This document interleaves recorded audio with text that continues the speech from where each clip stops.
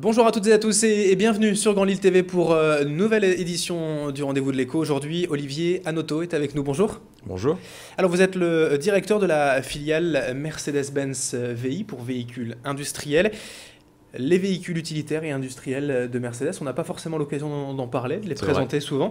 Présentez-nous en deux mots donc cette branche de la société. Alors, donc Mercedes-Benz Lille est implanté dans la région depuis quelques dizaines d'années. On est distributeur sur le département du Nord des marques Mercedes et on le connaît encore moins de la marque Fuso. Oui. Donc sur les véhicules industriels, camions, utilitaires. On est une équipe de 125 personnes. D'accord. Sur deux sites. Donc on a un site principal qui est à Lille, à Vandeville, près de l'autoroute A1, et un autre site dans la métropole de Valenciennes, à Jeanlin. Alors pour présenter, donc vous l'aviez dit, il y a deux parts, hein. Finalement les véhicules utilitaires qu'on va connaître sont le Citan, le Vito, Sprinter et puis les camions, les poids lourds Tout à juste fait. à côté. Alors pour revenir tout d'abord sur les véhicules utilitaires, on a tendance à penser que voilà, Mercedes-Benz c'est un peu la seule grande marque haut de gamme, premium, à proposer ces véhicules utilitaires. Ça a toujours été une différence importante? Ça a toujours été une différence importante, effectivement. Dans la voiture, nos principaux concurrents, on va dire, c'est Audi, c'est BMW. Ouais. Pour les véhicules utilitaires, eh bien, on s'adresse à une clientèle qui va aussi pouvoir rouler en Renault, en Peugeot, en Ford, un petit peu en Volkswagen. Donc on est face en fait avec des concurrents qui sont généralistes. Et effectivement, notre image de marque, c'est de se démarquer face à cela, mais tout en étant, on va dire, compétitif. Au niveau des prix, et Au forcément, niveau des évidemment. prix et Et de du coup, est-ce que la rentabilité. clientèle qui s'adresse à Mercedes-Benz VI est-elle aussi différente, entre guillemets?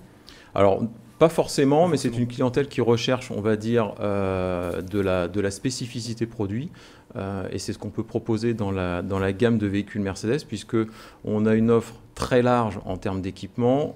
On essaie un petit peu de faire du cousu humain en termes d'équipement de véhicules, d'options, de gabarits, de motorisation. On a d'ailleurs aujourd'hui l'arrivée, vous en parliez tout au début, du Citan qui vient compléter la gamme. On avait le Vito, le Sprinter, un format un peu plus grand. Et maintenant, on arrive aussi sur le segment en fait, des petits utilitaires avec le Citan qui a été lancé au mois d'octobre dernier. Ça, c'est une réponse aussi à un contexte économique plus difficile de réduire aussi la taille pour s'adresser à d'autres artisans encore. Bien Ouais. sûr, Ouais. bien sûr, puisque aujourd'hui, la problématique en fait est vraiment on est en train de segmenter beaucoup la distribution avec notre réponse de la longue distance sur les camions, du transport régional, on a des gammes intermédiaires et sur les utilitaires, on est un petit peu sur la même configuration en apportant une réponse en fait du grand volume au plus petit volume pour l'artisan qui est en centre-ville par exemple ou à la campagne qui a besoin d'un utilitaire, pas forcément beaucoup de volume, mais justement avec un véhicule de qualité et qui répond aux normes et aux exigences de la maison Mercedes.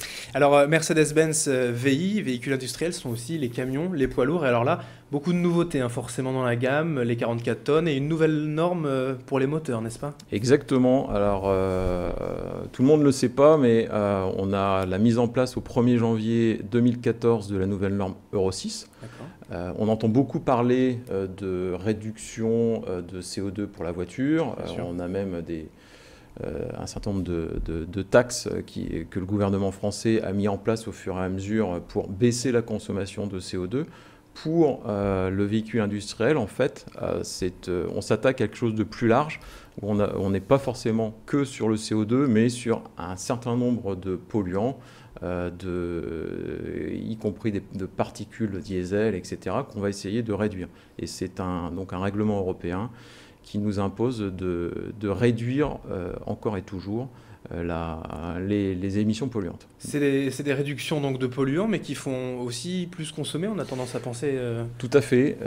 C'est un peu le paradoxe, c'est que la norme Euro 6, en fait, pour pouvoir réduire encore les polluants, on est obligé en fait de les brûler et ça utilise du carburant pour pouvoir brûler en fait ces polluants. Donc on a une double contrainte, c'est-à-dire si on brûle plus de carburant, on va être obligé en fait encore de réduire davantage. Et la réponse de Mercedes, ça a été la refonte globale de son offre de véhicules industriels, donc qui a commencé il y a maintenant 18 mois, sur toute la gamme tracteur, porteur, du plus grand au plus petit. Donc notre véhicule phare Actros qui a été renouvelé intégralement l'année dernière, et on s'achemine là vers le renouvellement de l'Atego, en passant, c'est-à-dire un véhicule de distribution plutôt urbain, et également aussi un nouveau véhicule, notre fer de lance pour les travaux publics, l'Arox. Tout ça qui répond à cette norme et à d'autres normes également. Exactement,